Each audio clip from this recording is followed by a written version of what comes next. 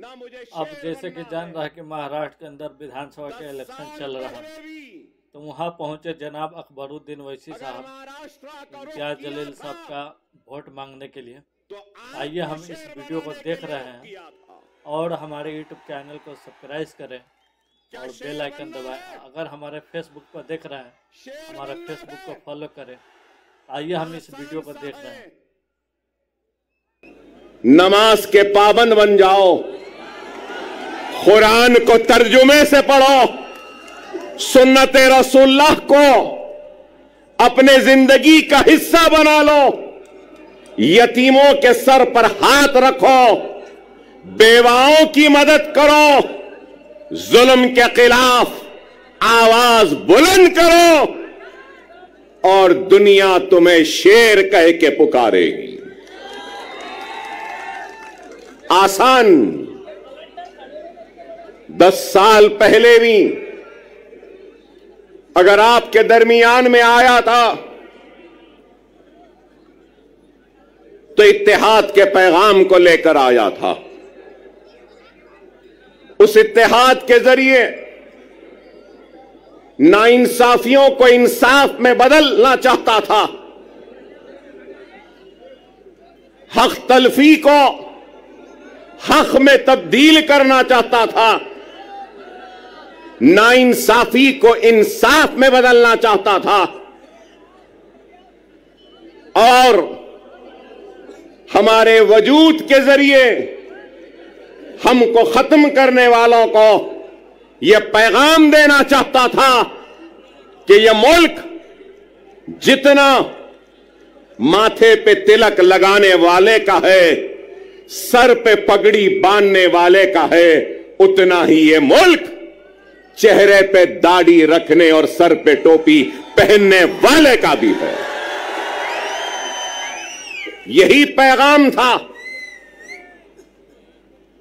और यही कोशिश थी जिसको लेकर हम आगे बढ़े थे 2014 में। और उस 2014 में महाराष्ट्र के 18,000 किलोमीटर का फासला मैंने अपनी गाड़ी में तय किया था, अपनी जान को हथेली में रखकर डराया गया, धमकाया गया, लेकिन न डरे न घबराए, बेखौफ होकर बेबाकी के साथ इज़ारे हक को बयान किया और सिर्फ आपसे अगर इल्तिजा की, आपसे दरखास्त की और आपसे अगर गुजारिश की तो सिर्फ और सिर्फ इत्तेहाद, इत्तेहाद और इत्तेहाद कहा। मैं ये भी याद दिलाऊं कि अकबरुद्दीन ओवैसी 10 साल पहले भी अगर आया था तो इत्तेहाद के लिए आवाज को उठाई थी, दरख्वास्त की थी, तो अपने इस शेरवानी के दामन को फैलाकर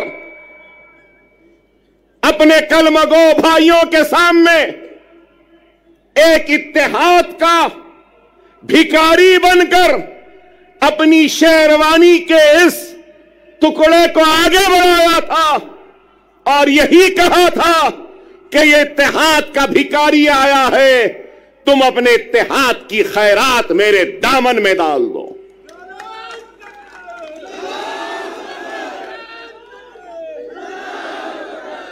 अल्लाह उसके रसूल की कसम, अकबरुद्दीन ओवैसी को अल्लाह ने इज्जत दी, शोहरत दी, नाम दिया, सब कुछ दिया, लेकिन एक बात कहूंगा,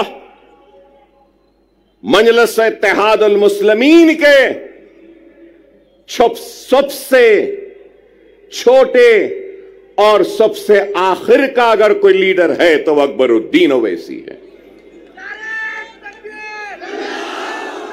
न पहले बड़ा बनने की ख्वाहिश थी, न आज है। मैं तो सबसे छोटा हूं, आप सब मुझसे बड़े हैं और आप इनसे भी बड़े हैं।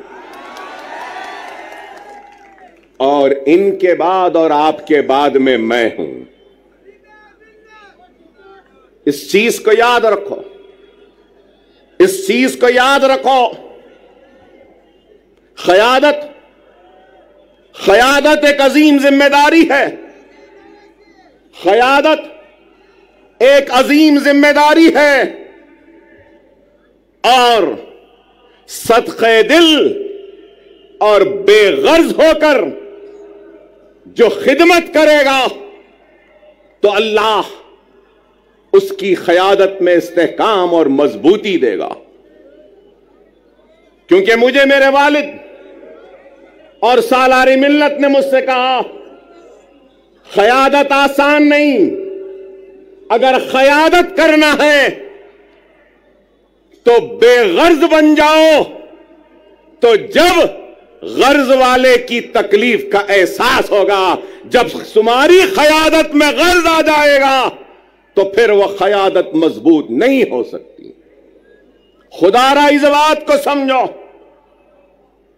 ملت کی فلاح و بہبود, ملت کی ترقی, ملت کی خوشحالی کے لیے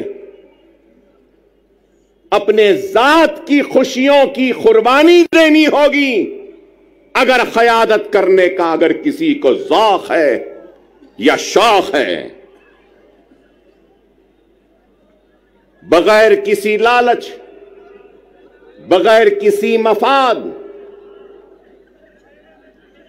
سے اگر کوئی آگے بڑھتا ہے تو اللہ سبحانہ و تعالیٰ اس کو کامیابی و کامرانی عطا کرتا.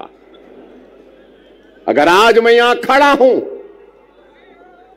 تو لوگ سمجھیں گے کہ 10 برس بعد اکبر الدین اویسی یہاں آیا ہے, تو یاد دلانا چاہتا ہوں 10 برس پہلے امتیاز جلیل نہیں تھے, 10 برس پہلے وارث پٹھان نہیں تھے, 10 برس پہلے ہمارے مالیگاؤں کے ایم ایل اے صاحب نہیں تھے, مفتی صاحب نہیں تھے, 10 برس پہلے ہمارے دھلیا کے ایم ایل اے نہیں تھے.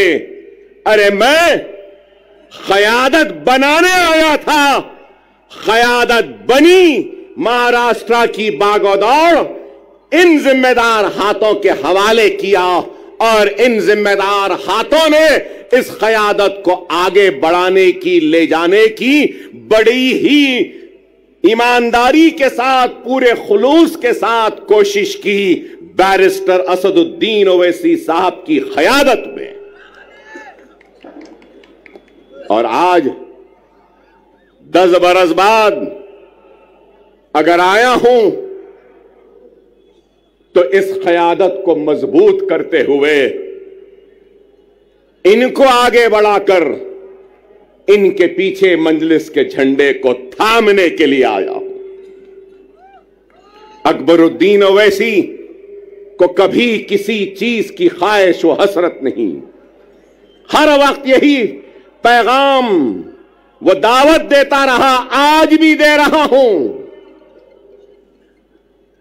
آپ کی سرزمین سے آؤ, قابل نوجوانوں سے درخواست ہے, نیک لوگوں سے درخواست ہے, وکلاؤں سے, ڈاکٹروں سے, انجینئر سے, ملت کا درد رکھنے والوں سے التجا ہے, آؤ, جذبے کو لے کر آؤ, دیانت کے ساتھ آؤ, اخلاص کے ساتھ آؤ, خلوص کے ساتھ آؤ. میں اپنی کرسی پر تم کو بٹھاؤں گا اور تمہارے قدموں کے پاس خود بیٹھ جاؤں گا.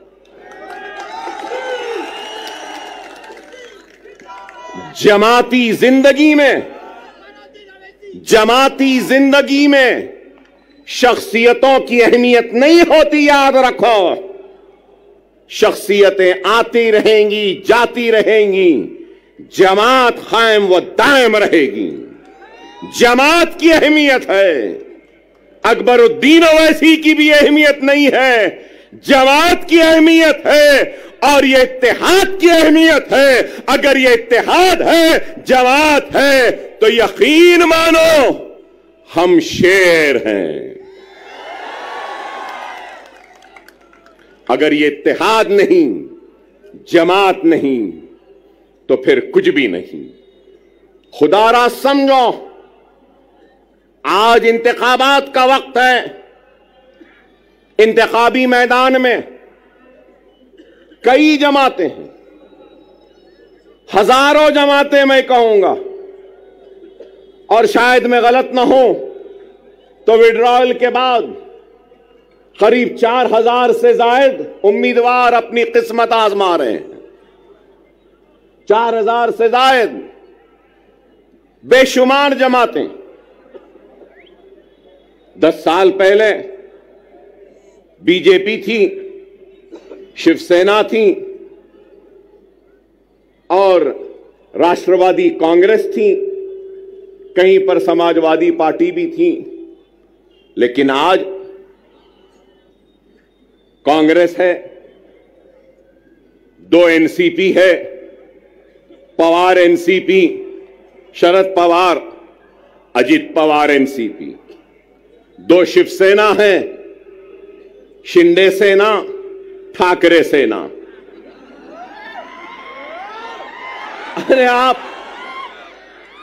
अंदाजा लगाइए कितनी पार्टियां हो गई। मेरा एक ही सवाल है,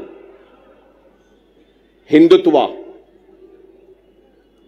पे अमल करने वाली जमातें शिवसेना, भारतीय जनता पार्टी, सही है ना?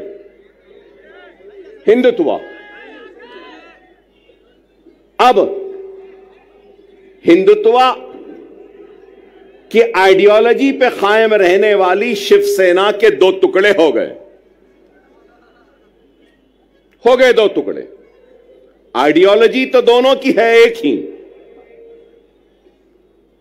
अब सवाल यह है कि कांग्रेस ने उद्धव ठाकरे से इत्तेहाद किया, पवार ने उद्धव ठाकरे से इत्तेहाद किया, और एक 3 पार्टियों का एक गुट बना। तो मैं ये पूछना चाहता हूं, उद्धव ठाकरे जी, क्या आप हिंदुत्व का सबक राहुल और प्रियंका गांधी को पढ़ाने में कामयाब हो गए या नहीं हुए? मेरा सवाल है, राहुल व प्रियंका, क्या आप कांग्रेस के सेक्युलरिज्म का सबक पढ़ाने में उद्धव ठाकरे को कामयाब हुए या नहीं हुए?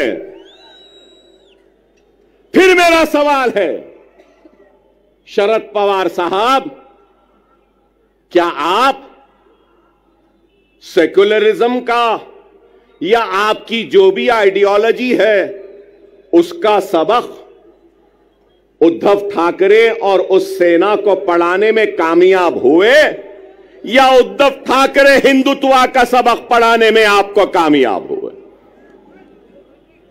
यह मेरा सवाल है। चलो ये इनका हो गया, तो अब दूसरी तरफ अब हम देखते हैं कि अजित पवार, तो मैं पूछना चाहता हूं कि अजित पवार शिंदे के सबक को पढ़ लिए, समझ लिए, या शिंदे ने पवार को नया सबक पढ़ाया, नया सिखाया, या फिर बीजेपी ने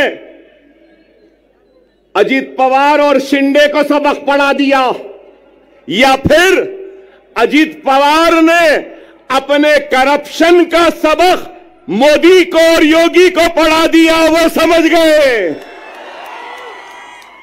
बताओ क्या है, कहां है आइडियोलॉजी, कहां है बुनियादी उसूल? अरे इनके पास कोई बुनियादी उसूल नहीं, कोई आइडियोलॉजी नहीं। अगर कुछ चाहिए तो इनको इख्तिदार चाहिए, इनको गद्दी चाहिए, इनको तख्त चाहिए। लेकिन हम क्या समझते हैं? जो लोग ये समझ रहे हैं कि मजलिस इत्तेहादुल मुस्लिमीन वो इम्तियाज जलील औरंगाबाद से नाकाम हो गए और वो कामयाब हो गए, तो उन अहमकों को, उन नादानों को, उन नासमझों को ये कहना चाहता हूं, मजलिस इत्तेहादुल मुस्लिमीन वो है जो दिलों को फतेह करती है,